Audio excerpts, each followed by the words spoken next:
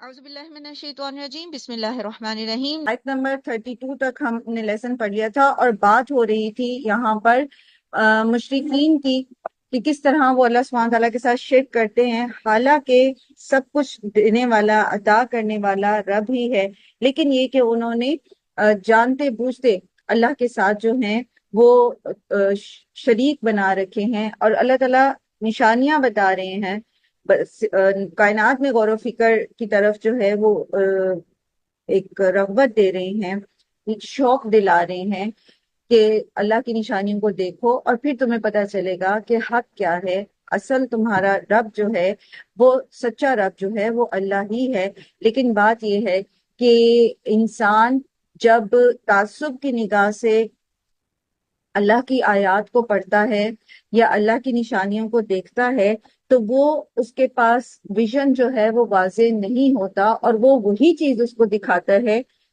جو وہ دیکھنا چاہتا ہے۔ تو اس طرح بعض اوقات لوگ واضح قرآنی نصوص جو ہیں ان کی بھی مس انٹرپریٹیشن کر دیتے ہیں، کیونکہ وہ اپنی سوچ کے مطابق اس کو پڑھ رہے ہوتے ہیں، اس کو دیکھ رہے ہوتے ہیں۔ تو قرآن کریم یعنی اللہ کی آیات سے یا کائنات کی نشانیوں سے سچ اور حق جاننے کے لیے ضروری ہے کہ ہم اپنا پریویس سارا جو کانسیپٹ ہے اس کو ایک طرف رکھ دیں اور شرح صدر کے ساتھ قرآن کو قرآن کی زبان میں سمجھتے ہوئے اس سے حق اور سچ جاننے کی کوشش کریں۔ اس کی ایک چھوٹی سی مثال میں آپ کو دیتی ہوں۔ جب آپ عربی گرامر پڑھتے ہیں تو بچپن سے اردو پڑھنے والے، اردو لکھنے والے جو اسٹوڈنٹس ہوتے ہیں انہیں پتا ہوتا ہے کہ اعراب جو ہیں وہ زیر زبر پیش کو کہتے ہیں، کیونکہ اردو میں بھی ہمارے جو کوشچنز آتے تھے پیپرز میں تو اعراب لگائیے پورا ایک کوشچن ہوتا تھا جس میں زیر زبر پیش لگانی ہوتی۔ اب یہ ہمارا ایک پریویس کانسیپٹ ہے کہ اعراب کیا ہے، زیر زبر پیش، لیکن جب ہم عربی گرامر پڑھتے ہیں اور اسم کا باقاعدہ ایک پہلو ہے یہ کہ اسم کی اعرابی حالت ہوتی ہے، اور اعرابی حالت جو ہے وہ بتاتی ہے کہ اسم جو ہے اس کا سٹیٹس کیا ہے، وہ کس اس میں ہے، سٹیٹس میں ہے، لائک وہ فاعل ہے یا وہ مفعول ہے یا وہ مجرور فعل ہے، کس طرح سے وہ فعل آ رہا ہے جملے کے اندر، سوری اسم کس طرح سے آ رہا ہے، ٹھیک ہے۔ لیکن جب ہم کہتے ہیں اس کو اپنے پریویس نالج کو سامنے رکھتے تو ہم ڈھونڈتے اچھا اس میں زیر زبر پیش تو ہے نہیں، اور زیر زبر پیش جو ہے جب وہ مثنیٰ میں یا جمع میں چلا جاتا تو ہمیں تو نظر نہیں آتی۔ جیسے مثال کے طور پر فاعلونا، افاعلونا آخر میں زبر آ رہی ہے تو یہ تو نصب ہونی چاہیے، لیکن ٹیکنیکلی وہ حالت رفع ہے۔ فاعلینا اس کے اوپر زبر آ رہی ہے، چاہیے نصب ہے لیکن وہ مجرور بھی ہو سکتی ہے۔ سو پریویس نالج افیکٹ کرتا ہے آپ کی آگے سیکھنے والی چیز کو۔ تو جب آپ قرآن سیکھنے بیٹھے ہیں تو جو بھی آپ کے اماں جی کہتی تھیں، جو بھی آپ کے ابا جی کہتے تھے، جو آپ کے قاری صاحب کہتے تھے، جو کچھ آپ نے پہلے پڑھا لکھا ہے اس کو تھوڑا سا سائڈ پہ رکھ دیں، ٹھیک ہے۔ میں یہ نہیں کہہ رہی کہ اس کو چھوڑ دیں، اس کو تھوڑا سائڈ پہ کریں۔ اب پورے شرح صدر کے ساتھ سارے تعصبات کو ہٹا کے اب قرآن کو، جو قرآن کی تعلیمات ہیں اس کو اسی طرح لیں جیسے اللہ نے اتاری اور جیسے اللہ کے رسول صلی اللہ علیہ وآلہ وسلم نے ہمیں بتا دی۔ اب جو آپ کا پریویس نالج ہے نا اس کو اٹھائیں اور قرآن اور سنت کی روشنی میں اس کا انالیسس کریں، جو قرآن اور سنت کے اکارڈنگ ہے اس کو رہنے دیں اپنے پاس، اور جو اس کے علاوہ ہے اس کو الگ کر۔ سمپل، لیکن یہ سمپل تب ہوتا ہے جب ہمارے اندر یہ حوصلہ ہو کہ میں نے جو 4 سال پہلے کورس کیا ہے یا 4 سال لگا کے کورس کیا اس میں کچھ غلط بھی ہو سکتا ہے، یا میں نے جو ساری زندگی جس پر میں عمل کرتی رہی ہوں اس میں کچھ غلط بھی ہو سکتا ہے۔ اور اگر یہ تعصب ہمارے اندر ہے کہ نہیں جو میرے پاس نالج ہے وہ سب سے مستند ہے، یا جو میں نے جس اس میں ایک سارے ماحول کے اندر میں نے پرورش پائی ہے اور جو ساری تعلیمات میرے آباء و اجداد کرتے رہے ہیں وہی درست ہے، تو اگر یہ تعصب ہمارے اندر ہے نا تو پھر آپ کو قرآن کی آیات سمجھ نہیں آئیں گی۔ اور کس طرح لوگ قرآن کی آیات کو اپنے تعصب کے مطابق ڈھال لیتے ہیں. اس کی بے شمار مثالیں ہیں جو میں آپ کو دے سکتی ہوں، لیکن اس وقت اس کا موقع نہیں ہے. پھر کسی وقت کوئی ایسی آیات آئیں گی، کوئی موضوع آئے گا تو انشاءاللہ پھر ہم اس پہ مثالیں بھی انشاءاللہ دیکھیں. لیکن کہنے کا مقصد یہ ہے کہ مشرکین مکہ جو عربی زبان جانتے تھے، جن کے لیے قرآن ایک معجزہ ہی تھا، وہ عاجز تھے، قرآن جیسی کوئی ایک آیت بھی نہیں بنا سکے تھے، جن سے یہ کہا گیا، جن سے یہ پوچھا گیا کہ من یرزقکم من السماء والارض امن یملک السمع والابصار ومن یخرج الحی من المیت ویخرج المیت من الحی ومن یدبر الامر. کون یہ سب کچھ کر رہا ہے؟ زمین آسمان سے رزق تمہیں کون دے رہا ہے؟ تمہاری سمع اور بصر کا مالک کون ہے؟ تم زندہ کو مردہ میں سے کون نکالتا ہے؟ مردہ کو زندہ میں سے کون نکالتا ہے؟ اس کائنات کا نظم و نسق کون چلا رہا ہے؟ فَسَيَقُولُونَ اللَّهُ، کہتے ہیں اللہ، اللہ کر رہا ہے. لیکن پھر جب بات آتی ہے عبادت کی تو وہ دوسروں کی عبادت کرتے ہیں. کیوں؟ کیونکہ تعصب ہے اندر. وہ جو غیر اللہ سے محبت ہے، اور وہ جو غیر اللہ سے ریلیٹڈ جو ساری قصے کہانیاں سن رکھے ہیں، اپنے باپ دادا کے جو طریقے دیکھ رکھے ہیں، تو وہ ان کو حقیقت پہچاننے نہیں دیتے. پھر اسی طرح اللہ تعالیٰ فرماتے فَذَلِكُمُ اللَّهُ رَبُّكُمُ الْحَقُّ، یہ سارے کام کر رہا ہے. اصل رب تو ہونے کا حق اسی کا ہے نا. سچا رب تو پھر وہی ہوا نا جو تمہیں پیدا کر رہا ہے، جو یہ زمین و آسمان کا نظم و نسق چلا رہا ہے، جو تمہیں رزق دے رہا ہے، جو تمہاری ذات کا مالک ہے، تمہاری پوری نہ صرف تمہاری بلکہ پوری کائنات کا مالک ہے. فَمَاذَا بَعْدَ الْحَقِّ إِلَّا الضَّلَالُ، تو حق کے بعد صرف گمراہی ہی رہ جاتی ہے. اگر تم حق کو چھوڑتے ہو، حقیقی رب کو چھوڑتے ہو، تو پھر تو تم گمراہ ہی ہو نا، اس کے علاوہ تو کوئی راستہ ہی نہیں ہے. فَأَنَّىٰ تُصْرَفُونَ، پھر کہاں کو، کدھر کو تم پھیرے جاتے ہو؟ اب یہاں پر جو دوسرا فون آ رہا ہے، یعنی تم پھیرے جاتے ہو، یہ نہیں کہا جا رہا تم پھرتے ہو. یہاں مجھول کا صیغہ آیا ہے، مجھول یعنی پیسے وائز.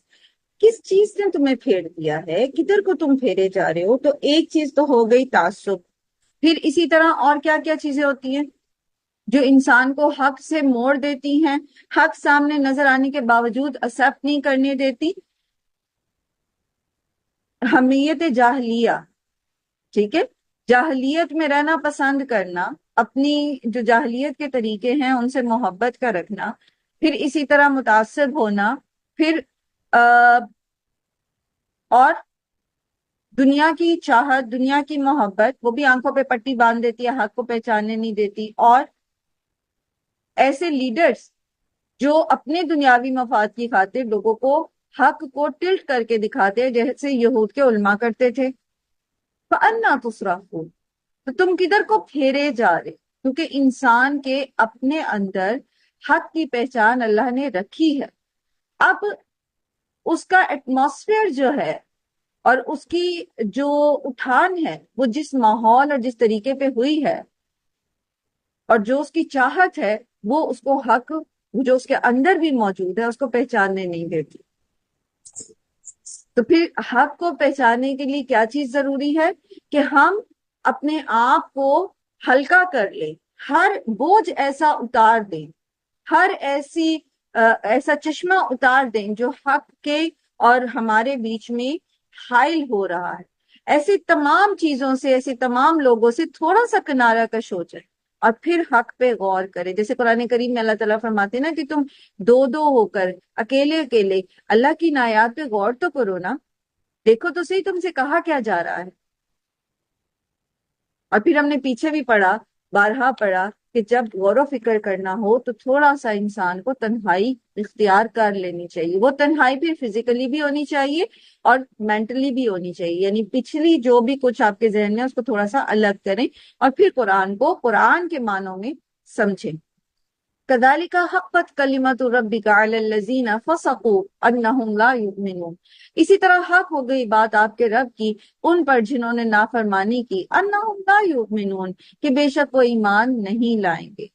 وہ جیسے ہم نے سورہ بقرہ میں بھی پڑھا نا کہ ختم اللہ علی قلوبہم، پھر اسی طرح ذهب اللہ بنورہم وترکہم فی ظلمات لا یبصرون. ایسا کیوں ہوتا ہے؟ اللہ تعالیٰ کی بات حق ہو گئی، اللہ تعالیٰ کو پتا ہے کہ انہوں نے ایمان نہیں لانا، ان کے دلوں پہ مہر لگا دی گئی ہے۔ اور کیوں؟ کیونکہ الذین فسقوا، انہوں نے نافرمانی کی، وہ ماننا نہیں چاہتے، وہ عمل کرنا نہیں چاہتے، وہ اپنی تعصب میں سے نکلنا نہیں چاہتے، وہ دین کو، قرآن کو اپنے من چاہے معنی بنانا چاہتے ہیں، اپنے طریقے میں اس کو کے سانچے میں اس کو ڈھالنا چاہتے ہیں۔ تو پھر ایسے لوگوں کو حق سمجھ نہیں آتا اور پھر وہ اس کے اوپر نہیں چل پاتے۔ انہم لا یؤمنون۔ اب وہ مشرکین مکہ چاہے جو مرضی معجزے مانگتے رہتے، ان کو دکھا بھی دیے جاتے تو انہیں ایمان نہیں لانا تھا، کیونکہ وہ معجزے ہدایت کے لیے نہیں مانگ رہے، ورنہ تو ان کے لیے قرآن کریم ہی سب سے بڑا معجزہ تھا۔ قل کہہ دیجئے هل من شرکائکم من یبدأ الخلق ثم یعیدہ، آپ کہہ دیجئے کہ تمہارے شریکوں میں سے کوئی ایسا ہے جو جس نے خلق کی ابتدا کی ہو اور پھر وہ اس کو لوٹاتا بھی ہو۔ تخلیق کرنا ایک ایسی صفت ہے اللہ سبحانہ تعالیٰ کی، الخالق ہونا، البارئ ہونا، البدیع ہونا، کہ یہ ایک چیلنج کے طور پہ اللہ تعالیٰ نے دی۔ وہ تمام معبودان باطل جن کو لوگوں نے اللہ کے برابر کھڑا کر دیا، ان کے لیے یہ چیلنج ہے کہ جس کی بھی انہوں نے پوجا کی، جس بھی چیز کی انہوں نے پوجا کی، کیا وہ انہوں نے کوئی چیز پیدا کی ہے؟ کیا وہ کوئی چیز پیدا کر سکتے؟ اور یہ چیلنج اللہ تعالیٰ نے قرآن کریم میں اور جگہوں پہ بھی دیا۔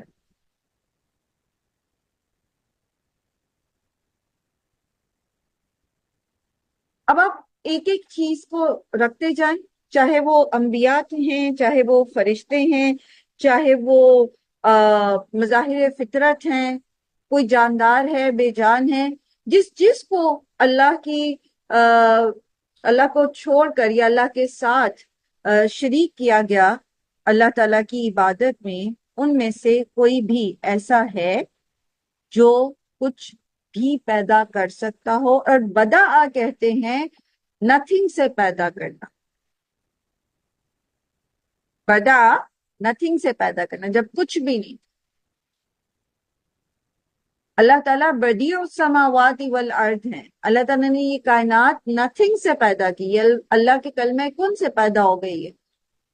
جب کچھ بھی نہیں تھا، کوئی میٹر نہیں تھا، تو اللہ تعالیٰ نے یہ سب کچھ بنا دیا۔ یعنی کسی بھی چیز کو انیشیٹ کرنے کے لیے، بنانے کے لیے کچھ را مٹیریل چاہیے ہوتا ہے، لیکن بغیر را مٹیریل کے کچھ بھی نہ ہو اور کچھ بنا دیا جائے۔ کیا کوئی ایسا ہے جو یہ ایسا کر سکے، جو نتھنگ سے بنا دے؟ اور پھر یہ کہ نہ صرف ایک دفعہ بنائے بلکہ پھر اس کا اعادہ بھی کر سکتا ہو۔ اتفاقاً کائنات بن گئی ہے، یہ کس کا نظریہ ہے؟ یہ بتائیے کس کا نظریہ جو کہتے ہیں کہ اتفاقاً کائنات بن گئی ہے، گریجولی بس حادثات ہوتے رہے اور آہستہ آہستہ یہ ساری فارم آف لائف سامنے آ گئی ہے؟ کون سائنٹسٹ کا کہتے؟ سائنس کا، ایتھیسٹ کہتے ہیں، ملحد، ٹھیک ہے؟ تو وہ اب اگر یہ ایکسیڈنٹلی سارا کچھ ہو گیا ہے تو کیا اس کا اعادہ بھی ایسے ہو سکتا ہے؟ اگر یہ سب کچھ ختم کر دیں تو کیا یہ سب کچھ دوبارہ بن سکتا ہے؟ نہیں بن سکتا۔ اگر ایکسیڈنٹلی ہوا ہے، اول تو ہے نہیں، لیکن let suppose if you are right کہ یہ ایکسیڈنٹلی ہو گیا ہے، تو کیا ایکسیڈنٹلی یہ دوبارہ بھی ان سے ہو سکتا ہے ایٹ دا سیم پیس؟ نہیں ہو سکتا، کیونکہ حادثاتی طور پر حادثے ایک جیسے نتائج تو نہیں دیتے۔ تو خالق اور مالک وہ ہے جس نے ابتدا کی ہے خلق کی، اور وہ چیلنج دے رہا ہے کہ وہ دوبارہ اس کو ایسا لا سکتا ہے، دوبارہ as it is same, uni cellular سے لے کر کمپلیکس ملٹی سیلولر تک سیم ایز اٹ از، ساری کی ساری مخلوق اور یہ پوری کائنات پیدا کر سکتا ہے، سپر ایٹم سے لے کر آپ کا سمپل ایٹم، ہر چیز ہے۔ کوئی نبی، کوئی اللہ کا نیک بندہ، کوئی فرشتہ، کوئی جن، کوئی بھی نہیں کر سکتا، کر ہی نہیں سکتا۔ وہ تو ایک مکھی تک پیدا نہیں کر سکتے۔ سورہ حج میں اللہ تعالیٰ نے ان کی بے ثباتی کا ثبوت دیا نہ سمجھایا اس میں. کیا فرماتے اللہ تعالیٰ وہاں پر کہ اگر یہ ایک مکھی پیدا کرنا چاہیں تو یہ وہ بھی نہیں کر سکتے. یا ایھا الناس ضرب مثل فاستمعوا له، اے لوگو ایک مثال بیان کی گئی ہے، ذرا کان لگا کے اس کو سننا.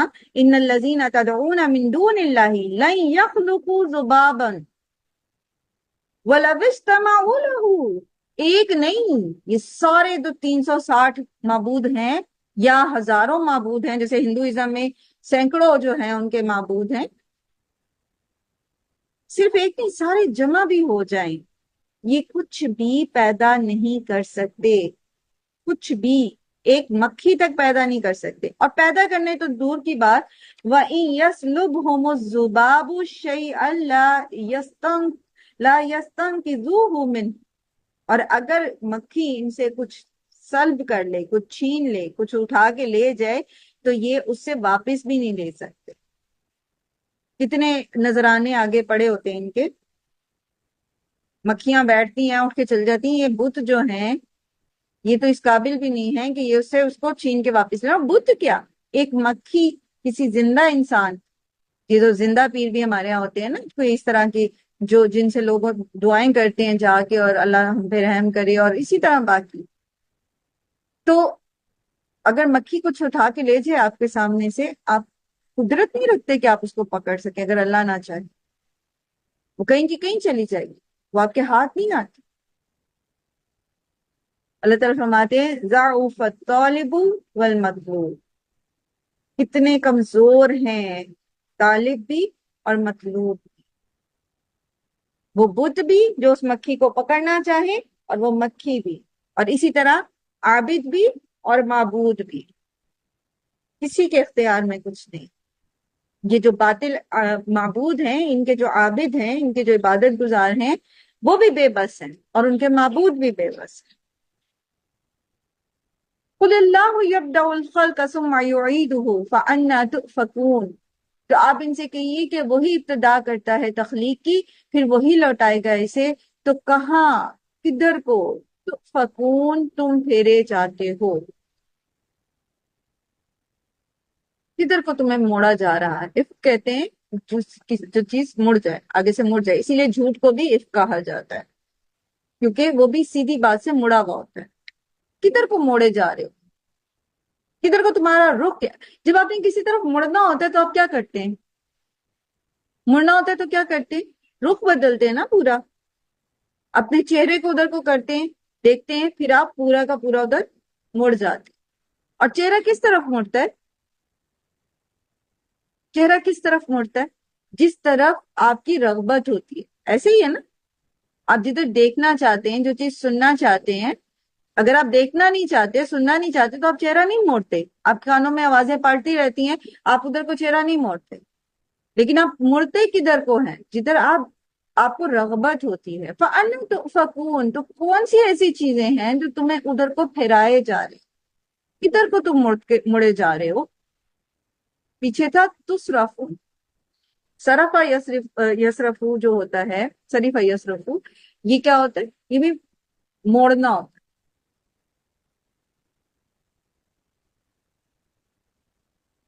اور یہاں پر دوبارہ سے لفظ جو ہے وہ آیا کہ کدھر کو تم موڑے جا رہے ہو، کدھر کو تم موڑ رہے ہو، تمہارے انٹرسٹ کدھر ہیں، کہاں کو تم جا رہے ہو.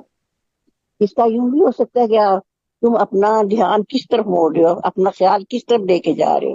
اصل میں یہ فزیکلی نہ ہو ہاں، تو بھی اصل میں یہ مجہول ہے نا. سوچ تمہاری کیا ہے. تو کدھر کو موڑے جا رہے ہو، یعنی تمہارا دھیان کدھر لگا دیا گیا ہے. اگر آپ اس طرح اس کو سوچو کہ اگر تمہارے انٹرسٹ کیا چیزیں بنا دی گئی ہیں جو تمہیں یہ بات سمجھ نہیں آ رہی، کس چیز پہ تمہارا فوکس کر دیا گیا ہے. اگر آپ اس چیز کو دیکھیں تو آپ دیکھیں یہ کہ مثلا اگر آپ ملٹی نیشنل فرمز کی مثال لیتے ہیں تو ملٹی نیشنل فرمز کیا کرتی ہیں، وہ اپنی پروڈکٹ کو اس طرح آپ کے سامنے پیش کرتی ہیں، وہ آپ کی خواہش نفس کو ایسے ایڈریس کرتے ہیں کہ آپ کو لگتا ہے کہ بس اس کے بغیر تو ہماری زندگی نامکمل. اور آپ بہت مطلب ایک مفید چیز چھوڑ کے وہ بیکار چیز بھی خریدنے پر تیار ہو جاتے ہیں۔ یہ کیا ہے؟ پھیرائے جانا، موڑے جانا۔ آپ کے پاس ایک اچھی چیز تھی لیکن آپ کا ایک مائنڈ سیٹ چینج کر دیا گیا، اور آپ کو سب بتایا یہ گیا، سمجھایا یہ کیا کہ یہ آپ کے لیے بہتر ہے، وہ آپ کے لیے بہتر نہیں جو آپ کے پاس ہے۔ تو کہاں سے تمہاری رخ موڑا جا رہا ہے؟ تمہارا انٹرسٹ کدھر کو موڑا جا رہا ہے؟ تمہارا دھیان کدھر کو موڑا جا رہا ہے؟ ذرا دیکھو تو صحیح، تم کس کس راہ پر لگا دیے گئے ہو؟ جی اور میڈم، جی کیجئے۔ میڈم، جی سوری، میں یہ سمجھ رہی ہوں کہ مجھے جو سمجھ آ رہی ہے وہ یہ ہے، پھرائے جانے کا مطلب تو یہ ہو گیا کہ دوسرا آبجیکٹ ہے جو ہمارے اوپر اثر کر رہا ہے، اور پھیرے جانے کا مطلب یہ ہے کہ ہمارا نفس اپنا اندر سے ہمیں مجبور کر رہا ہے غلط کام کرنے پہ، کچھ ایسے ہی ہے جیسے ہاں، تو فکون، اور آپ اس اور ایک پھرائے جانا اور پھیرے جانا، اس کا مطلب بتا دیجیے کی جو کیا صحیح میننگ ہے؟ پھرائے جانا ہی ہے۔ تم پھیرے جی جاتے ہو یا پھرائے جاتے ہو، باہر کی قوتیں ہوں، جیسے کل بھی ہم بات کر رہے تھے نا کہ باہر کی قوتیں یا شیطان بھی تبھی اثر کرتا ہے جب اس کو ہمارے اندر سپیس ملتی ہے، جب اسے ہمارے اندر کوئی ایسی چیز ملتی ہے جو اس کی طرف مائل ہے، کوئی ایسی ایسی خواہش ہے، کوئی ایسی محرومی ہے، کوئی ایسے ایموشنز ہیں، تبھی شیطان ہمیں ہمارے اوپر غلبہ پا سکتا ہے۔ تو اسی طرح کہیں سے بھی پھرائے جاتے ہو، کہیں پر بھی تم موڑے جا رہے ہو، تو بیسکلی وہ تبھی ایکسٹرنل فورس بھی ہمارے اوپر کارگر ہوگی اگر ہم اندر سے اس سے ملنا چاہ رہے ہوتے ہیں۔ قل هل من شرکائکم من یہدی الی الحق، کہہ دیجئے کیا ہے تمہارے شریکوں میں سے کوئی جو رہنمائی کرتا ہو حق کی طرف؟ قل اللہ یہدی للحق، کہہ دیجئے کہ اللہ رہنمائی کرتا ہے حق کی طرف۔ اب خالق پیدا کرنے والا ہے، اور اس کے بعد خالق وہ نہیں ہے صرف جس نے پیدا کیا اور چھوڑ دیا، بلکہ وہ کون ہے؟ جس نے پیدا کرنے کے بعد پھر کیا کیا ہے؟ رہنمائی بھی کی ہے۔ جیسے سورہ شورہ میں حضرت موسیٰ نے جب اپنے رب کا تعارف کرایا، جب اس نے پوچھا فرعون نے کہ کون ہے تمہارا رب، کون ہے اے موسیٰ، تو حضرت موسیٰ نے کس طرح سے تعارف کرایا تھا اپنے رب کا؟ کون ہے ان کا رب؟ وہ جو پیدا بھی کرتا ہے اور اس کے بعد اس نے ہدایت بھی دی۔ سورہ توحہ میں، سورہ شورہ میں نہیں، سورہ توحہ میں، ٹھیک ہے؟ تو رب کون ہے؟ جو پیدا بھی کرتا ہے اور اس کے بعد ہدایت بھی دیتا ہے۔ تو اسی لیے کہا گیا کہ تمہارے ان شریکوں میں سے پھر کون ہے جو تمہیں ہدایت دیتا ہے، تمہیں سکھاتا ہے تم نے زندگی کیسے گزارنی، تم نے اپنے مسائل میں سے کیسے نکلنا ہے، تم نے کس طرح سے معاملات کو لے کر چلنا ہے، معاشی معاملات کو کیسے لے کے چلنا ہے، خانگی معاملات کو کیسے لے کے چلنا ہے، معاشرتی معاملات کو کیسے لے کے چلنا ہے، دنیا کیا ہے، دنیا کی حیثیت کیا ہے، آخرت کیا ہے، آخرت میں کامیابی کیسے حاصل کرنی۔ کون ہے جو ان میں سے تمہاری رہنمائی کرتا ہو اس نہج؟ وہ تو صرف اللہ ہی ہے جو حق کی طرف رہنمائی کرتا ہے۔ اب آپ دیکھیں کہ اگر ہم اسی کو دیکھیں، اور پہلے بھی ہم بارہا اس پہ بات کر چکے ہیں کہ حق وہ ہے، سچ وہ ہے، اور پائیدار حق سچ وہ ہے، درست چیز وہ ہے، اور حق ہی سچ ہی پائیدار ہوتا ہے، جھوٹ تو پائیدار نہیں ہوتا، جو ڈیوائن ہے، جو اللہ کی طرف سے اتارا ہے۔ باقی جو انسانوں کے فلسفے ہیں وہ صحیح بھی ہو سکتے ہیں اور غلط بھی ہو سکتے ہیں، اور صحیح ہونے یا غلط ہونے میں ان میں 50-50% چانسز ہو سکتے ہیں، جبکہ اللہ کی طرف سے جو حق اتارا گیا ہے، جو سچ اتارا گیا ہے، جو ہدایت اتاری گئی ہے، جو بتایا گیا کہ یہ ایسے ہوگا، اگر تم اس کو ایسے لے کے چلو گے تو یہ ایسے ہوگا، تو اس کے اندر کوئی شک نہیں ہے، وہ 100% جو ہے وہ ٹروتھ ہے، اور وہ ویسا ہی ہوگا کیونکہ وہ خالق و مالک نے اتارا ہے، والمدبر نے اتارا ہے۔ سو صحیح ہدایت وہی ہے جو اللہ کی طرف سے نازل کی گئی۔ افمن یہدی الی الحق احق ان یتبع، کیا پھر وہ جو ہدایت کی طرف رہنمائی کرتا ہے وہ زیادہ حقدار ہے کہ اس کی پیروی کی جائے، امن لا یہدی، یا پھر وہ جو ہدایت راہ نہیں پاتا، الا ان یہدی، سوائے اس کے کہ اس کی رہنمائی کی جائے، یعنی اس کو اس لیڈ کرنا پڑتا ہے، آپ کو اس کی رہنمائی کرنی پڑتی ہے، آپ کو اس کے لیے انتظامات کرنے پڑتے ہیں، وہ زیادہ حقدار ہے عبادت کے جو آپ کو لیڈ کر رہا ہے، جو آپ کے لیے سارا نظم و نسق کائنات کا چلا رہا ہے، جس نے کائنات آپ کے لیے مسخر کر دی ہے، جس نے ہر چیز کو ہدایت دی ہے کہ کس طرح اس کو چلنا ہے، جس نے شہد کی مکھی کو سکھایا، جس نے گائے اور مویشی جانوروں کے اندر دودھ کی جو پروڈکشن ہے اس کو سارا ایک فارمیٹ بنائی. یہ ساری مثالیں قرآن کریم میں اللہ تعالیٰ نے دی. جو بتا رہا ہے، سمجھا رہا ہے، مثالیں دے رہا ہے، کائنات کے اندر تمہیں سیر کرا رہا ہے، وہ زیادہ حقدار ہے اس چیز کا کہ اس کی عبادت کی جائے، یا پھر وہ جو خود اپنے آپ کو بھی ڈیفائن نہیں کر سکتے، جو خود اپنی بھی حفاظت نہیں کر سکتے. فما لکم کیف تحکمون، پھر کیا ہے تمہیں، کیسے تم فیصلے کرتے ہو، کیوں اللہ کے ساتھ شریک ٹھہراتے ہو اللہ کی مخلوق کو. خالق ایک ہے، باقی سب مخلوق ہے. اسی لیے تخلیق کا چیلنج دیا گیا ہے نا، کیونکہ مخلوق خود کچھ ابتدا کر نہیں سکتی کسی چیز کی، بالکل نتھنگ سے کچھ بنا نہیں سکتی. اس کو کچھ بھی بنانے کے لیے پہلے سے کوئی نہ کوئی چیز موجود ہو تو وہ اس سے آگے بنا سکتی ہے، وہ بھی تب جب اللہ نے اس کو علم دیا ہو. فما لکم کیف تحکمون، اتنی واضح نشانیاں، اتنی واضح ہدایات کے باوجود تمہیں کیا ہے، کیسے تم فیصلے کر رہے ہو. اب یہاں تحکمون آیا، ٹھیک ہے، تم فیصلے کرتے ہو. پیچھے کیا آیا تھا، تم پھیرے جا رہے ہو. لوگ تمہیں مس گائڈ کریں گے، لوگ تمہیں دوسری طرف لے کے جائیں گے، فیصلہ تمہارے ہاتھ. اب یہ ساری تعلیمات تمہارے ہاتھ میں ہے، حق سچ تمہارے سامنے ہے، اب تمہارے ہاتھ میں فیصلہ ہے. تم فیصلہ کرو تمہیں کدھر کو جانا. تو مشرکین مکہ کیا کر رہے تھے، غلط سائڈ چوز کر رہے تھے. کیوں؟ کیونکہ انہوں نے پسند کیا وہ راستہ جس پہ ان کے آباء و اجداد چل رہے تھے. کئی فتح کرو، کیسے تم فیصلے کر رہے ہو. وما يتبع اکثرهم الا ظنا، اور نہیں پیروی کرتی اکثر مگر یہ کہ گمان کی. اکثریت محض وہم و گمان پر چلتی ہے، محض اندازے لگا رہی، محض جو ہے وہ صرف اس چیز پر کہ یہ ایسے ہو سکتا ہے اور یہ ایسے ہوا ہوگا اور فلاں نے یہ کہا ہے اور فلاں نے وہ کہا ہے، محض اس پہ چل رہے، اکثریت اس پہ چل رہے. کوئی مثال دیں گے؟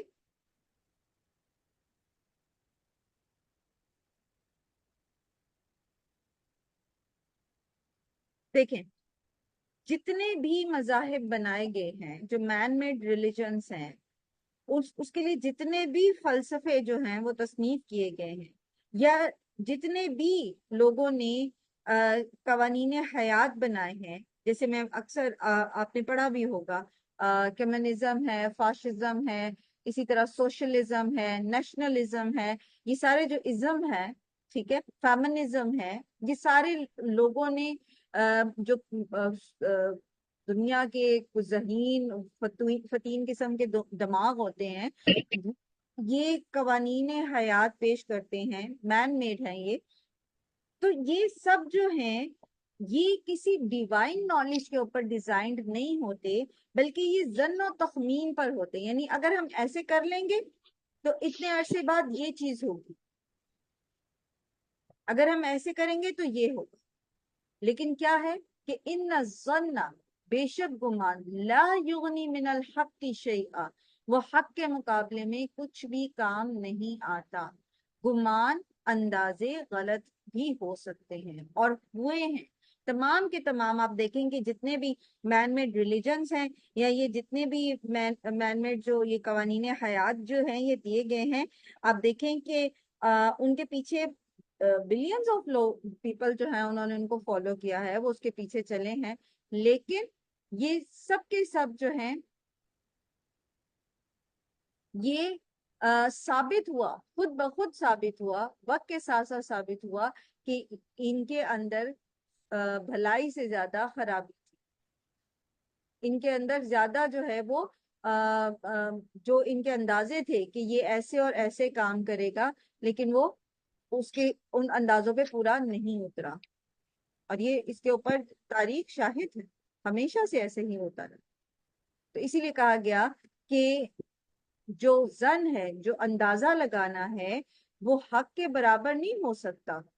ایک چیز جو اللہ تعالیٰ اپنے علم کے ساتھ جو ہیں وہ پیش کر رہے ہیں، اور اللہ تعالیٰ علیم ہے، ان اللہ علیم بما یفعلون، اللہ تعالیٰ تو العلیم ہے، وہ تو اپنے علم کے ساتھ اس ساری ہدایت کو نازل کر رہے، اور دوسری طرف انسان ہے، انسان کا دماغ ہے جو اپنے تجربات کی روشنی میں جو ہے وہ اندازے لگا رہا ہے۔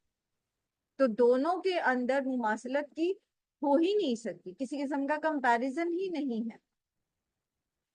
اور پھر یہ کہ ان اللہ علیم بما یفعلون، اللہ تعالیٰ یہ جانتے ہیں کہ جو بھی یہ کر رہے ہیں، جو بھی یہ پلان ہے، جو بھی ان کے پیچھے ان کے دلوں کے اندر ہے، جو یہ مذہب بنا کے پیش کرتے ہیں، جو یہ لوگوں کو اپنے پیچھے لگا رہے ہیں، کس وجہ سے کر رہے ہیں، سب کچھ اللہ تعالیٰ جانتے ہیں۔ اور پھر یہاں اکثریت کا ذکر ہوا ہے، تو بات یہ ہے کہ اگر ایک دنیا کی ایک اکثریت جو ہے ایسے ظن اور گمان کی پیروی کرنا شروع کر بھی دے، تب بھی اکثریت کسی چیز کے پیچھے ہونا اس کے درست ہونے کی دلیل نہیں ہوتا۔ درست ہونے کی دلیل کیا ہے؟ جو اللہ اور اس کے رسول نے بتا دیا، یہ درست، خاص طور پر مذہب کے معاملے، دین کے معاملے، کوڈ آف لائف کے معاملے، جو زندگی کے جو قوانین و ضوابط ہیں، جو زندگی گزارنے کا طریقہ ہے، اس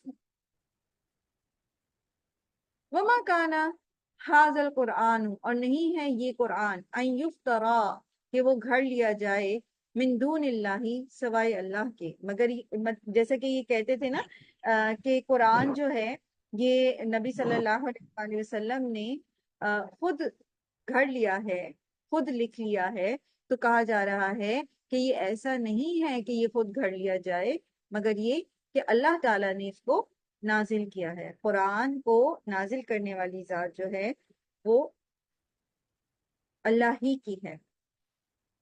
وَلَكِن تَصْدِيقَ الَّذِي بَيْنَ يَدَيْهِ، لیکن یہ تصدیق کر رہا ہے اس چیز کی جو اس سے پہلے ہے۔ اور کیا ہے قرآن سے پہلے؟ کیا کیا ہے؟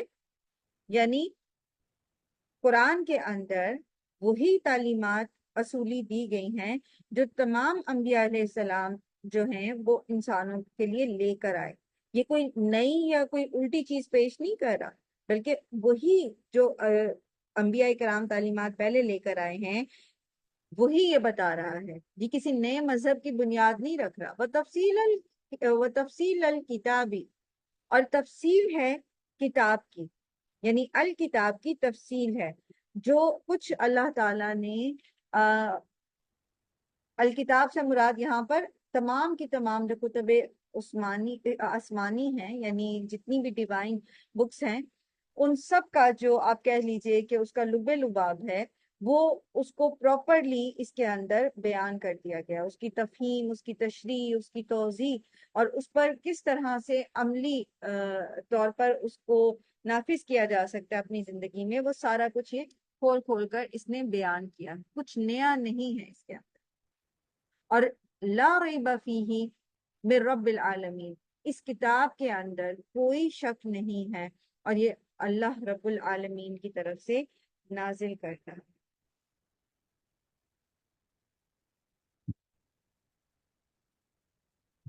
پھر اللہ تعالیٰ فرماتے ہیں ام یقولون افتراہ، یا پھر یہ لوگ یہ کہتے ہیں کہ اس کو انہوں نے خود گھڑ لیا، یعنی محمد صلی اللہ علیہ وآلہ وسلم نے، اور وہ ایسا کہتے تھے۔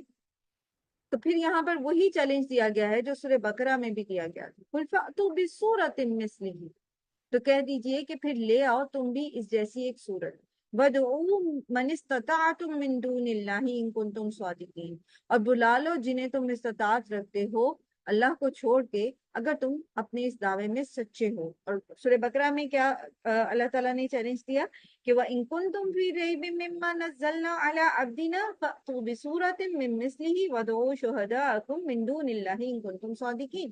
سیم چیلنج وہاں پہ بھی یہی چیلنج دیا گیا، اور یہاں پر بھی اسی طرح قرآن کریم میں 10 صورتیں لانے کے لیے بھی کہا گیا، جیسے ایک جگہ اللہ تعالیٰ نے فرمایا کہ قُلْ فَأْتُوا بِعَشَرِ سُوَرٍ مِّثْلِهِ مُفْتَرَيَاتٍ وَادْعُوا مَنِ اسْتَطَعْتُم مِّن دُونِ اللَّهِ إِن كُنتُمْ صَادِقِينَ، سورہ ہود آیت نمبر 13 میں، کہ اگر تم کر سکتے ہو تو ایسی 10 صورتیں بنا لاؤ۔ اور پہلے 10 صورتوں کا چیلنج دیا گیا، پھر ایک صورت کا چیلنج دیا گیا، پھر ایک آیت کا بھی چیلنج دیا گیا، لیکن یہ کچھ بھی ایسا بنا کے نہیں دکھا سکے۔ اور یہی چیز سورہ بقرہ میں چونکہ ہم نے تفصیلاً پڑھا ہے کہ کس کس طرح انہوں نے کوششیں کی بھی تھیں وہاں پر بنانے کی، اور ابھی ریسنٹلی پچھلے کچھ لیسنز میں ہم نے دیکھا کہ کس طرح مسلمہ کذاب نے بھی کوشش کی تھی بنانے کی، لیکن سب کو اپنی منہ کی کھانی پڑی۔ تو یہ ان کے لیے ایک کھلا معجزہ تھا، ایک واضح معجزہ تھا۔ اگر یہ ماننا چاہتے، قرآن پر ایمان لانا چاہتے تو یہ لا سکتے، لیکن انہوں نے ایسا نہیں کیا، بلکہ انہوں نے جھٹلایا۔ بما لم یحیطوا بعلمہ، اسے جو نہیں احاطہ کیا جس کے علم کا انہوں نے، ولما، حالانکہ نہیں، یاتیہم، آئی ان کے پاس، تاویلہ، تعویل یا حقیقت اس کی، کذالک کذب الذین من قبلہم، اسی طرح جھٹلایا تھا ان لوگوں نے جو ان سے پہلے آئے تھے۔ فانظر کیف کان عاقبۃ الظالمین، تو پھر دیکھو کس طرح ہوا انجام ظالموں کا۔ بات یہ نہیں ہے کہ ان کو سمجھ نہیں آئی، بات یہ ہے کہ انہوں نے اس چیز کا دعویٰ کر ڈالا جو ان کی اوقات نہیں تھی۔ انہوں نے قرآن کریم کو ایک انسان کا کلام کہا، جبکہ ان کا علم جو ہے وہ اس کا احاطہ نہیں کر سکتا جو قرآن پیش کر رہا ہے۔ بغیر سوچے سمجھے، بغیر اس کی حقیقت جانے، انہوں نے اس کو جھٹلا دیا ہے۔ اور یہ بڑا ہی زبردست نکتہ ہے۔ قرآن کریم کی جو آیات ہیں، قرآن کریم کے جو الفاظ ہیں، قرآن کریم کے جو حروف ہیں، ان میں سے ہر حرف اور انہی حروف سے مل کے بننے والے الفاظ اور انہی سے مل کے بننے والے جملے، آیات جو ہیں، یہ اپنی اپنی جگہ پر اتنے پرفیکٹ ہیں، اپنے مفہوم کے اعتبار سے بھی، اپنی ادائیگی کے اعتبار سے بھی، زبان کی اس فصاحت اور بلاغت کے اعتبار سے بھی، کہ کوئی بھی اس کو بنا نہیں سکتا، کیونکہ کسی کے پاس اس کا علم ہی نہیں ہے۔ مثلاً علاقہ کا لفظ میں پہلے بھی آپ کے ساتھ یہ شیئر کر چکی ہوں، کیونکہ یہ میرا اپنا ذاتی تجربہ ہے۔ میں جب چھوٹی تھی تو میں سوچا کرتی تھی کہ یہ کیا بات ہوئی، ایسا کیوں کہتے ہیں کہ قرآن کے جیسا کچھ نہیں بنا سکتے۔ بہت چھوٹی تھی، مجھے یاد ہے شاید 6 یا 7 کی بات ہے۔ تو وہ انا آتینا کل کوثر ہے، بے شک ہم نے تمہیں کوثر عطا کی، اور یہ تو جملے ہیں، بنانے تو آسان ہے، بن سکتے ہیں، کیونکہ میں ٹرانسلیشن پڑھ رہی تھی تو میں سمجھتی تھی کہ میں اس طرح کے جملے بنا سکتی ہوں۔ تو یہ چیلنج کیسے آتے؟ پھر وقت کے ساتھ ساتھ اللہ تعالیٰ نے شعور دیا، سمجھا، پڑھا، سیکھنے کی توفیق دی اللہ تعالیٰ نے، تو پتہ چلا کہ یہ تو ترجمہ ہے، ترجمے کے تو آپ کر دیں ایک طرف، اس کے بعد آپ آ جائیں قرآن کے اپنی زبان کے اوپر، قرآن کی زبان۔ اور اب جیسے ماشاءاللہ آپ تفقہ بھی پڑھ رہے ہیں، اور اس میں آپ دیکھتے ہیں ایک ایک لفظ کو اٹھا کے کہ وہ پیچھے سے پوری کی پوری ایک سٹوری بتا رہا ہوتا ہے، وہ اپنی جگہ پر بہترین، اس کا جو معنی ہے وہ فٹ بیٹھتا ہے وہاں پر، اور اس لفظ کی جگہ اس کے ہم معنی کوئی اور لفظ وہاں پر لایا نہیں جا سکتا۔ تو اس کی مثال جو ہے وہ جو پہلی وحی نازل ہوئی، اقرأ باسم ربک الذی خلق، خلق الانسان من علق، تو علقہ کی ایک مثال سے اس کو سمجھ مجھے آئی تھی، میں آپ کے ساتھ بھی وہی شیئر کرتی ہوں کہ علقہ جو ہے کہ اللہ تعالیٰ نے انسان کو علقہ سے پیدا کیا۔ اب ویسے آپ اس کا ترجمہ پڑھتے ہیں تو کیا لکھا ہوتا ہے اس کی جگہ پہ، اس آیت کے ترجمے میں کیا لکھا ہوتا ہے، کون بتائے گا؟ نطفے سے پیدا کیا نا، تھوڑا بھی لکھا ہوا ہوتا ہے۔ نطفہ نہیں ہوتا۔ علقہ کا کیا میننگ ہوتا ہے؟ یہ سورہ علق تو آپ لوگ بچپن سے اسکول کی درسی کتب میں بھی ہوتی ہیں۔ جی عالیہ؟ جمع ہوا خون کہتے ہیں لوتھڑا جی جسے۔ جی جی، جمع ایک ٹٹکی جمع پٹکی ہوا خون یا ایک ٹٹکی ہاں خون، جی، اس طرح۔ کا ترجمہ کیا جاتا ہے کہ اس نے انسان کو جمے ہوئے خون سے پیدا کیا، ٹھیک ہے بس۔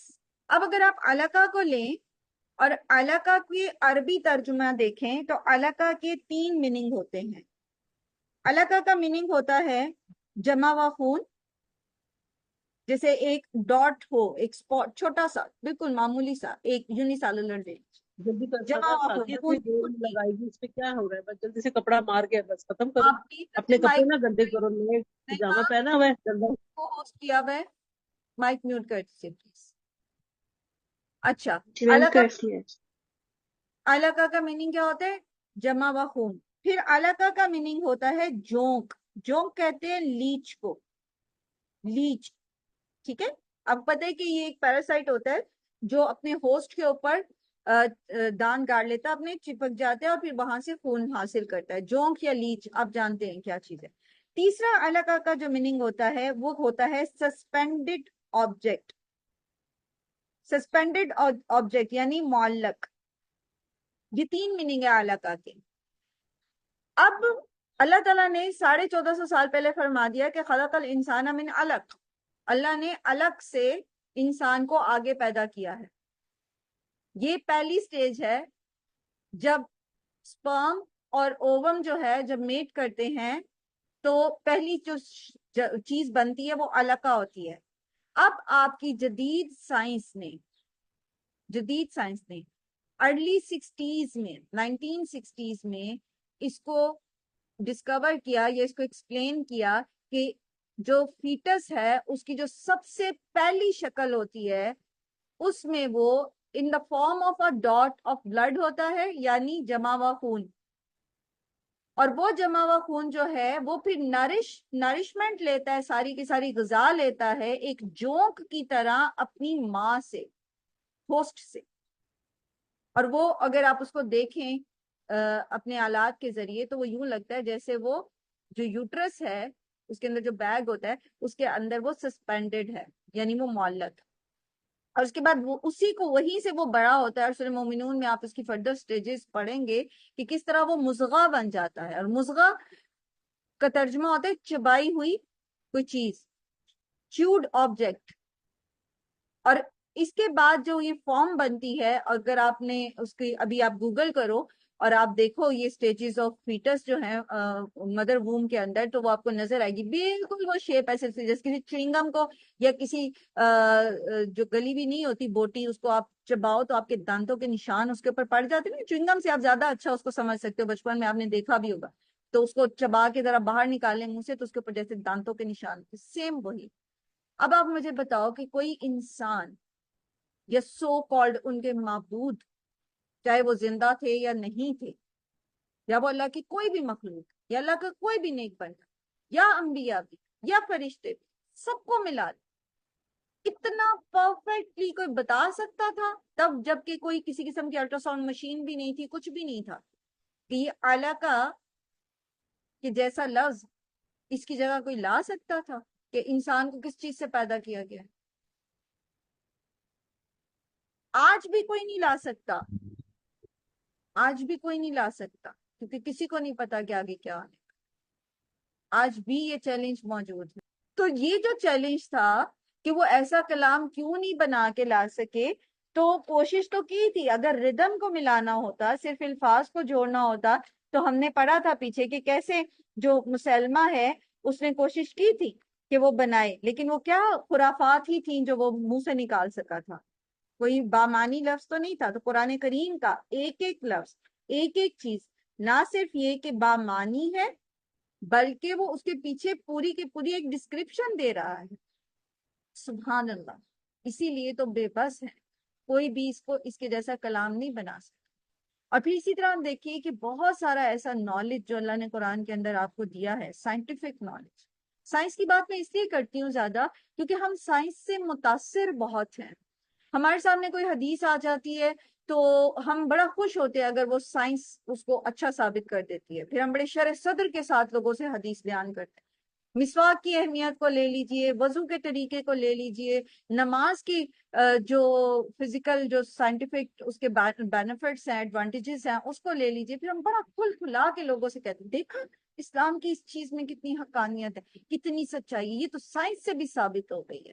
حالانکہ ہمارا ایمان بالغیب ہونا چاہیے تھا, ویسا ہی جیسا کہ صحابہ کرام کا تھا. اور صحابہ کرام کا ایمان بالغیب بغیر سائنس کے تھے. انہیں نہیں پتا تھا کہ سائنس نے یہ چیزیں آج سے 1450 سال پہلے یا 1400 سال پہلے اس کو پروف کر دینا ہے. تو ہمارا شرع صدر تو ویسا ہی ہونا چاہیے, ایمان بالغیب کا تقاضا تو یہی ہے. لیکن بہرحال چونکہ ہم سائنس سے متاثر زیادہ ہیں, اس لیے اسی کی جو لاجکس ہیں وہ پھر میں آپ کے سامنے رکھ دیتی ہوں, تاکہ ہم اس میں جب کسی کو کنونس کرنا چاہیں جو سائنس سے متاثر لوگ ہیں تو ہم اس کی مثالیں پیش کر سکیں. کذالک کذب الذین من قبلہم، اسی طرح جھٹلایا ان لوگوں نے جو ان سے پہلے تھے. فانظر کیف کان عاقبۃ الظالمین، تو پھر دیکھو کیسا انجام ہوا ظالموں کا، جنہوں نے پہلے ظلم کیا، جنہوں نے پہلے اللہ کا حق ادا نہیں کیا، دیکھو ان کا پھر آخرکار انجام کیا ہوا. وَمِنْهُمْ، اور ان میں سے کوئی ہے، مَن یؤمن، جو ایمان لاتا ہے، بِہِ، اس پر. کس پر؟ قرآن پر. وَمِنْهُمْ مَن لَا يُؤْمِنُ بِهِ، اور ان میں سے کوئی ایسا بھی ہے جو اس پر ایمان نہیں لاتا. وَرَبُّكَ، اور رب آپ کا، أَعْلَمُ بِالْمُفْسِدِينَ، وہ خوب جانتا ہے فساد کرنے والوں کو. تمام فیکٹس اینڈ فگرز تو اللہ تعالیٰ نے دے دیے، اللہ تعالیٰ نے پورا کا پورا اس کے بارے میں علم اتار دیا، سمجھا دیا. تو اب کوئی تو اس کے اوپر ایمان لائے گا اور کوئی اس پر ایمان نہیں لائے گا. اور اللہ تعالیٰ کو پتا ہے، اللہ تعالیٰ خوب جانتے ہیں کہ کون ہے جو ان پر ایمان نہیں لائیں گے. تو کون نہیں لائیں گے؟ وہی جو کسی بھی قسم کی حق کو تسلیم ہی نہیں کرنا چاہتے، تو وہ پھر ایمان بھی نہیں لاتے.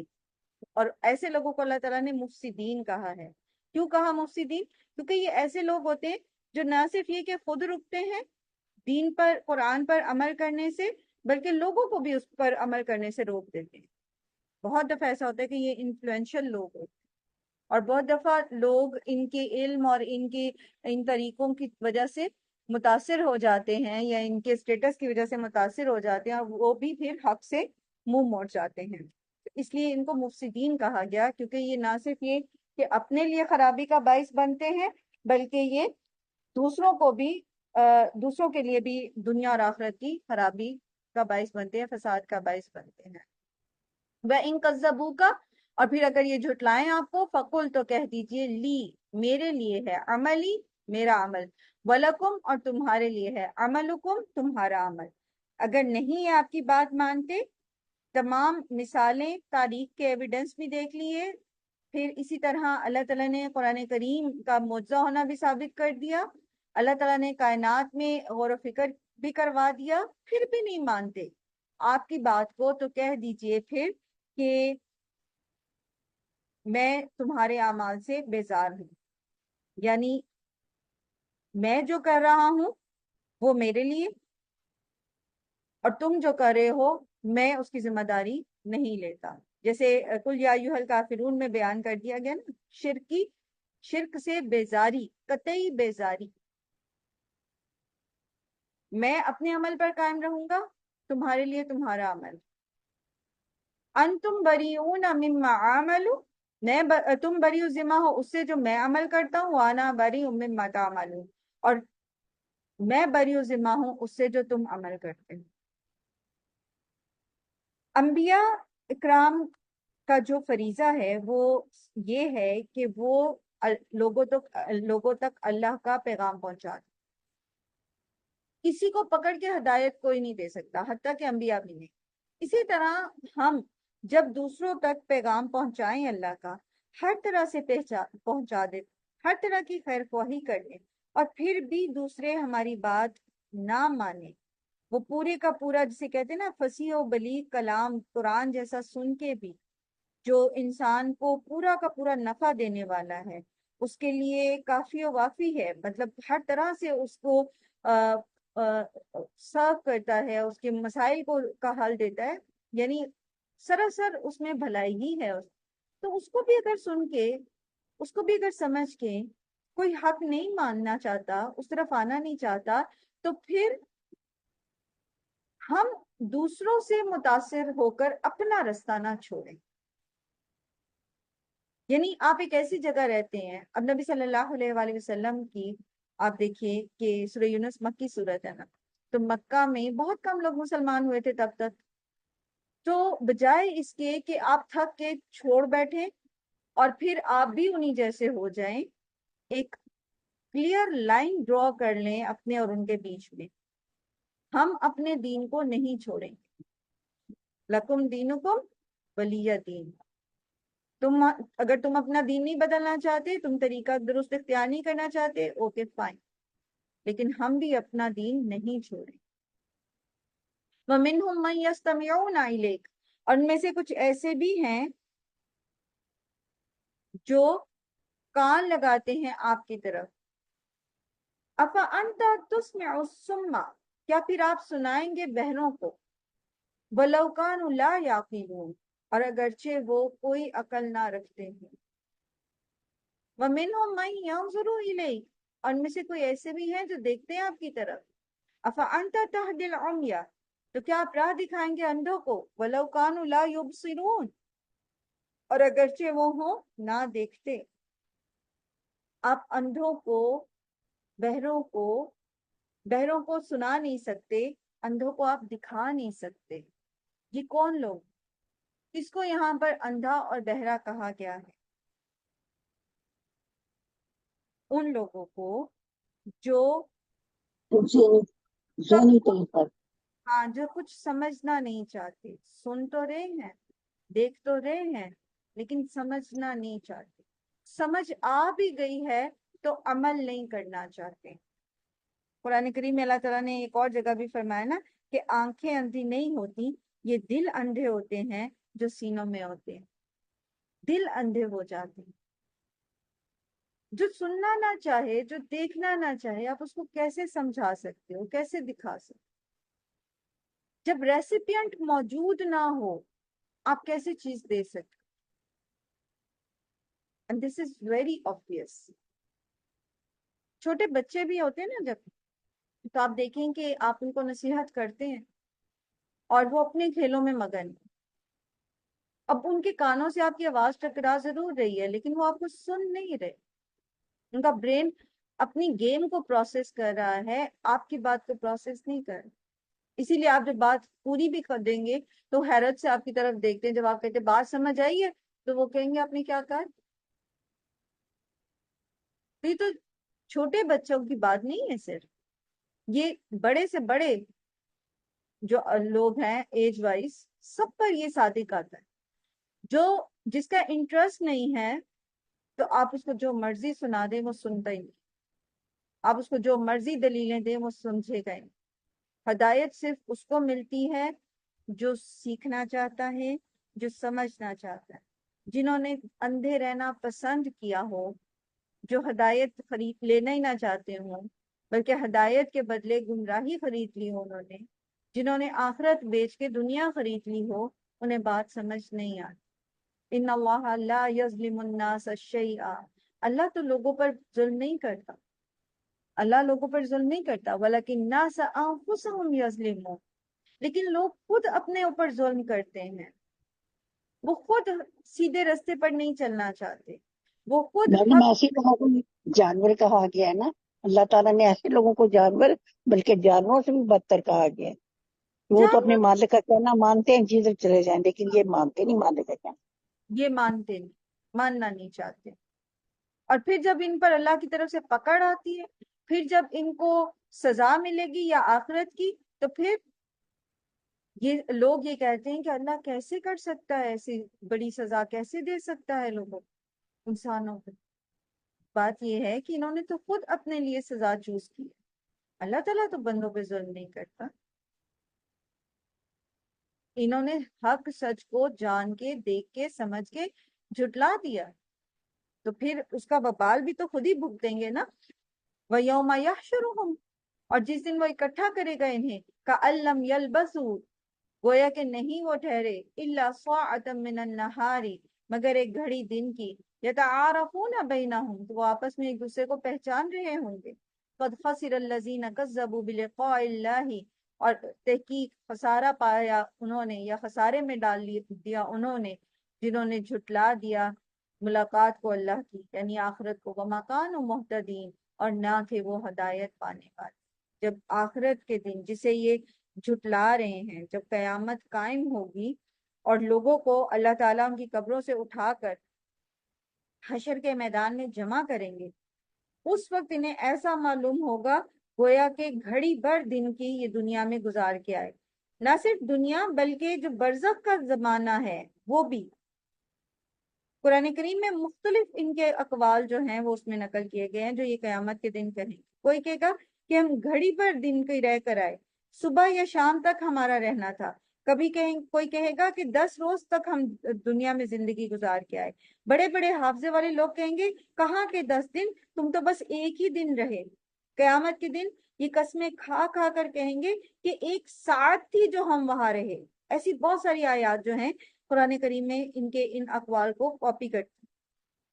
مقصد یہ ہے کہ یہ دنیا کی زندگی جو ہے جس کی خاطر یہ آخرت کا انکار کر رہے ہیں، یہ آخرت کے دن ان کو بہت تھوڑی معلوم ہو، بہت کم. کیونکہ ایک صرف حشر کا میدان ہی جو ہے نا وہ 50,000 سال طویل ہے. 50,000 سال طویل ہے. 60,000 سال کہا جاتا ہے کہ ارتھ کی جو ہے وہ ارتھ کی لائف اس کو بننے میں لگی. ایک طویل عرص، 50,000 سال طویل، ایک حشر کا دن. تو اس کے سامنے یہ دنیا کی 100 سالہ زندگی یا 200 سالہ، حتیٰ کہ حضرت نوح کا قول جو ہے، ان سے کسی نے دنیا کی زندگی کے بارے میں پوچھا تو انہوں نے کہا کہ ایسے جیسے وہ 1,000 سال زندگی تھی نا حضرت نوح علیہ السلام کی، تو انہوں نے کہا ایسے جیسے کسی مکان کے ایک دروازے سے داخل ہو اور دوسرے سے نکل جاؤ. 1,000 سال کی زندگی حشر کے میدان اور آخرت کی جو ساری زندگی ہے، اور نہ صرف دنیا کی زندگی بلکہ جو قیامت اور دنیا کی زندگی کے بیچ کی جو زندگی ہے، برزخ کا جو سارا زمانہ ہے، وہ بھی ایک گھڑی پر لگا ہے ایز کمپیئر ٹو آخرت. اور پھر ان سے یہ سوال کیا جائے گا کہ اچھا کتنے سال دنیا میں گزارے، تو وہ جواب دیں گے کہ ایک دن، بلکہ اس سے بھی کم. شمار کرنے والوں سے پوچھ تو پھر انہیں یہ جواب دیا جائے گا کہ واقعہ میں دنیا کی جو زندگی ہے وہ آخرت کے مقابلے میں بہت ہی کم ہے، اور فی الحقیقت وہاں کی زندگی بہت ہی تھوڑی تھی، مگر یہ کہ تم نے اس چیز کا احساس ہی نہیں کیا، تم نے خیال ہی نہیں کیا. اللہ تعالیٰ نے تمہیں بتایا بھی تھا، سمجھایا بھی تھا، لیکن یہ کہ تم ہدایت پانے والے نہیں تھے. اور اس وقت یہ سب ایک دوسرے کو پہچان رہے ہوں گے، جانتے ہوں گے، اور پھر ایک دوسرے سے باتیں کریں. اور اسی لیے جو عابد ہے، جو معبود ہیں، جو ان کے شفعاء ہیں، سب آمنے سامنے ہوں گے. اسی طرح نیک لوگ بھی ایک دوسرے کو پہچان رہے ہیں، اور نیک لوگوں کے لیے، اللہ کے پیارے بندوں کے لیے، یہ 50,000 سال طویل دن جو ہے یہ ایک پہر جتنا ہوگا. جیسے صبح سے دوپہر یا دوپہر سے شام تک کا، ظہر سے عصر یا ظہر تک کا وقت. اور اس میں جہاں مجرم جو ہیں ہر ایک جو ہے اپنے اعمال کے مطابق پسینے میں ڈوبا ہوگا، اور ایک گھبراہٹ اور ایک جو ہے وہ پریشانی کا سما ہوگا حشر کے میدان میں، جہاں ہر کوئی ایک دوسرے سے بھاگ رہا ہوگا، ماں بیٹے سے، بیٹا ماں باپ سے، شوہر بیوی سے، ہر ایک دوسرے کو پہچاننے سے انکاری ہوگا حالانکہ پہچان رہا ہو. وہیں یہ مومن جو ہیں یہ ایک دوسرے کے ساتھ اخوت کے ساتھ، محبت کے ساتھ موجود ہیں. کچھ تو اللہ کے عرش کے سائے تلے ہوں گے کیونکہ وہ اللہ کی خاطر ایک دوسرے سے محبت کرتے. تو یہ تعارفون بینہم، جہاں مجرم ایک دوسرے کو پہچانتے ہوں گے وہاں مومن بھی ایک دوسرے کو پہچانتے ہوں گے، وہاں مومن مجرموں کو، مجرم مومنوں کو پہچانتے ہوں گے. سب ایک دوسرے کو جانتے ہوں گے، یہ میرا پڑوسی تھا، یہ میری کلاس فیلو تھی، یہ میرے آفس میں تھی، یہ میری رشتہ دار تھی، یہ فلاں ہے، یہ فلاں ہے. اب سوچئے ذرا ایک لمحے کو، اس دنیا کی چند روزہ زندگی میں تو انہی لوگوں کے سامنے فیس سیونگ کرنے کے لیے ہم اللہ کی نافرمانیاں کرتے ہیں. وہاں کیا کریں گے؟ وہاں بھی تو یہی لوگ موجود ہوں گے، اور نہ صرف یہ بلکہ اگلے پچھلے بھی موجود ہوں گے. کیا منہ دکھائیں گے اپنے ماں باپ کو؟ کیا منہ دکھائیں گے اپنے پیاروں کو؟ وہ جو لوگوں سے چھپ چھپ کے ہم گناہ کرتے ہیں، اگر خدا نہ خواستہ وہاں کھول دیے گئے، کیا منہ دکھائیں گے؟ انہی لوگوں کو لے لیجئے، نہ صحیح ابھی باقی کسی چیز کو، جن سے چھپ کے ہم کرتے ہیں. اللہ سے نہیں ڈرتے، ان لوگوں سے ڈرتے ہیں. تو اس دن ہر کوئی پہچان رہا ہوگا ایک دوسرے کو. اسی طرح ظالم مظلوم کو پہچانے گا، مظلوم ظالم کو پہچان لے گا، اس کا گریبان پکڑ لے گا. دنیا میں تو نہیں پتا چلتا یہ بم جو گرایا گیا، جو اس میں ہزاروں لوگ مر گئے، کس نے گرایا، کس کے حکم سے گرا تھا، کون گرانے والا تھا، کون پالیسی میکر تھا. وہاں سب ایک دوسرے کو پہچان لے اور ہر ایک کھڑا ہو جائے گا. آپ سوچیں ذرا، یہ جو میسو جو ہے ماسکرز ہوتے ہیں جی، جو میسو ڈسٹرکشنز ہوتی ہیں، ایک سگنیچر پر کس کس کا ہاتھ ہوگا کسی ایک شخص کے گریبان، کیا بنے گا اس سے؟ لیکن مسئلہ یہ ہے نا، قد خسر الذین کذبوا بلقاء اللہ، مسئلہ یہ ہے کہ آخرت کی ملاقات پر یقین ہی نہیں ہے، یا اس طرح نہیں ہے جیسا ہونا چاہیے، تو لوگ خرابیاں کرنے سے پھر رکتے نہیں ہیں۔ تو عقیدہ آخرت میں بگاڑ یا عقیدہ آخرت کا انکار، یہ انسان کو ہدایت سے دور لے جاتا ہے، مکان مہتدین، اس کو سیدھے رستے سے دور لے جاتا ہے۔ وَإِمَّا نُرِيَنَّكَ بَعْضَ الَّذِي نَعِدُهُمْ، اور اگر ہم دکھائیں آپ کو بعض وہ چیز جس کا ہم وعدہ کرتے ہیں ان سے، اور توفینک، یا پھر ہم فوت کر دیں آپ کو، فَإِلَيْنَا مَرْجِعُهُمْ، تو پھر ہماری ہی طرف لوٹنا ہے انہیں، ثُمَّ اللَّهُ شَهِيدٌ عَلَى مَا يَفْعَلُونَ، تو اللہ تعالیٰ خوب گواہ ہے اس پر جو کچھ یہ کرتے ہیں۔ اگر نبی صلی اللہ علیہ وآلہ وسلم سے کہا جا رہا ہے کہ ہم آپ کی زندگی میں ہی ان کفار پر کوئی عذاب اتار دیں، یا آپ کو ان عذابوں کے اتارنے سے پہلے ہی اپنے پاس بلا لیں، بہرحال بہر صورت یہ بچ نہیں سکتے اس چیز سے جو ہم نے ان سے وعدہ کر رکھا ہے۔ اور بالآخر سبھی کو، یعنی انبیاء کو بھی، اور خود نبی صلی اللہ علیہ وآلہ وسلم کی یہاں بات ہو رہی ہے، تو آپ بھی اور یہ سب بھی ہمارے پاس ہی جمع ہو کر آئیں گے۔ وہ جیسے پیچھے آیا نا کہ یتعارفون، پھر پہچان لیں گے ایک دوسرے کو، پھر کیا بنے گا ان کا؟ جبکہ اللہ تعالیٰ نے ان کے تمام اعمال جو ہیں، تمام جو کچھ یہ کر رہے ہیں، جو کچھ یہ سازشیں کر رہے ہیں حق کو جھٹلانے کے لیے، وہ سب کچھ اللہ تعالیٰ اس کے اوپر خود گواہ ہے، اور پھر آپ کے سامنے ان کو پیش کیا جائے گا۔ اور نہ صرف یہ کہ کفار، امت مسلمہ بھی تو نبی صلی اللہ علیہ وآلہ وسلم کے سامنے پیش کی جائے گی نا۔ ہم کیا کہیں گے آپ صلی اللہ علیہ وآلہ وسلم جب ہمیں پہچان لیں گے، تو ہمارے جس طرح کے افعال ہیں، جس طرح کے اعمال ہیں، کیا ہم کہیں گے آپ صلی اللہ علیہ وسلم کے سامنے؟ نظر اٹھا سکیں گے؟ اس کی ایک چھوٹی سی ایک آپ کہہ لیجیے ڈیمونسٹریشن آپ سمجھنے کے لیے، جس حلیے حال میں ہم اپنی خوشیاں مناتے ہیں یا ہم اپنے غموں میں ہوتے ہیں، کیا ہم میں سے کوئی بھی یہ چاہے گا کہ اس وقت محمد صلی اللہ علیہ وآلہ وسلم وہاں آ جائیں؟ کیا ہم میں سے کوئی بھی یہ چاہے گا کہ ہمارا وہ حال حلیہ محمد صلی اللہ علیہ وآلہ وسلم جن سے محبت کا ہم دعویٰ کرتے ہیں، جن کے امتی ہونے پر ہم اتنے خوش ہیں، اور جن کی شفاعت کے اوپر ہمیں یقین ہے، ہماری شادیاں، ہماری سیلیبریشنز، ہماری یونیورسٹیز کے فنکشنز، ہماری یونیورسٹیز کی کلاسز، ہمارے گھروں کے ماحول، ہمارے گھروں میں چلتے ٹی وی، فلمیں، گانے، ڈرامے،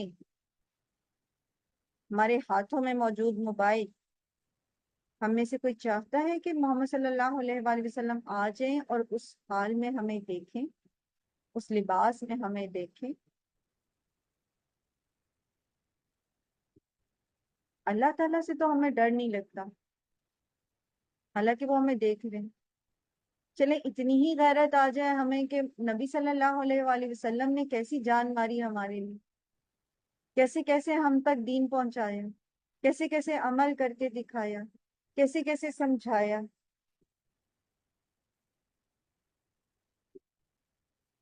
سوچیں یہ جو آج ہم اتنے ابھی آگے نا آگے ربیع الاول میلاد کریں گے، اور کیا کہتے ہیں اس میں جو لوگ میلاد کرتے ہیں کہ نبی صلی اللہ علیہ وآلہ وسلم آتے ہیں میلاد میں، کیا دیکھ رہے ہیں وہ، کیا پڑھ رہے ہیں آپ اس شرک، شرکیان آتی، اور کیا ہے یہ، اور کس طرح نمازیں قضا ہوتی ہیں میلادوں میں اور اس کے اہتمام کے دوران۔ اگر اگر ویسے تو ایسا کچھ نہیں ہوتا، لیکن اگر واقعی محمد صلی اللہ علیہ وسلم آتے ہیں اس مجلس میں، تو وہ اپریشیٹ کریں گے ہم، کیا کر رہے ہیں نماز قضا کر کر کے، اور کس طرح سے جو ہے وہ شرکیہ الفاظ وہاں پڑے جا رہے ہیں، اور کس طرح کی بدعتیں ہیں. اور پھر جب قیامت کے دن پیش کیے جائیں گے سب کے سب وہاں پر، تو کیا حال ہوگا ہمارا؟ کیا ہمیں شرم نہیں آئے گی؟ اللہ تعالیٰ ہم سب کو سرخرو کریں پیارے نبی صلی اللہ علیہ وآلہ وسلم کے سامنے، اور اللہ سبحانہ و تعالیٰ کے سامنے جب ہم حاضر ہوں تو ہم اللہ کی فرما برداری کرنے والے لوگ. وَلَا تَمُوتُنَّ إِلَّا وَأَنْتُمْ مُسْلِمُونَ. اور مسلم آپ تبھی ہوتے ہیں جب آپ اللہ کی اطاعت اور اللہ کے رسول کی اطاعت کرنے والے. جب ہم اللہ کے رسول کی اطاعت نہیں کرتے تو ہم مسلم ہو نہیں سکتے، کیونکہ قرآن کو ڈیفائن تو اللہ کے رسول صلی اللہ علیہ وآلہ وسلم نے کیا نا. ہم اس کے اوپر احسن طریقے سے عمل تبھی کر سکتے ہیں جب ہم حدیث کو اور سنت کو سمجھنے والے ہیں. وَلِكُلِّ أُمَّةٍ رَسُولٌ. اور ہر امت کے لیے ایک رسول ہے. فَإِذَا جَاءَ رَسُولُهُمْ. پھر جب آ جاتا ہے رسول ان کا، قُضِيَ بَيْنَهُمْ بِالْقِسْطِ. تو فیصلہ کر دیا جاتا ہے ان کے درمیان انصاف کے ساتھ. وَهُمْ لَا يُظْلَمُونَ. اور وہ ظلم نہیں کیے جاتے. پچھلی قومیں جن کے بیچ میں انبیاء تھے ان کو معجزے دیے گئے اور انہوں نے انکار کر دیا تو ان کا فیصلہ چکا دیا گیا. لیکن اب چونکہ اس قوم کو اللہ نے تباہ نہیں کرنا تھا تو اس طرح معجزے نہیں دکھائے گئے، لیکن یہ کہ قرآن کریم کے ذریعے آخرت کا منظرنامہ کھینچ کے یہ بتا دیا گیا کہ کیا فیصلہ ہوگا اگر یہ اپنی برے اعمال اور اللہ کی نافرمانی سے باز نہ آئے. اللہ تعالیٰ ہم سب پر رحم کرے، ہم سب کو دین حق پر چلنے کی توفیق عطا فرمائے، اور حق ہی پر زندگی اور حق ہی پر موت عطا فرمائے. وآخر دعوانا الحمدللہ رب العالمین. سبحانک اللہم و بحمدک، نشہد ان لا الہ الا انت، نستغفرک و نتوب الیک. السلام علیکم و رحمۃ اللہ وبرکاتہ.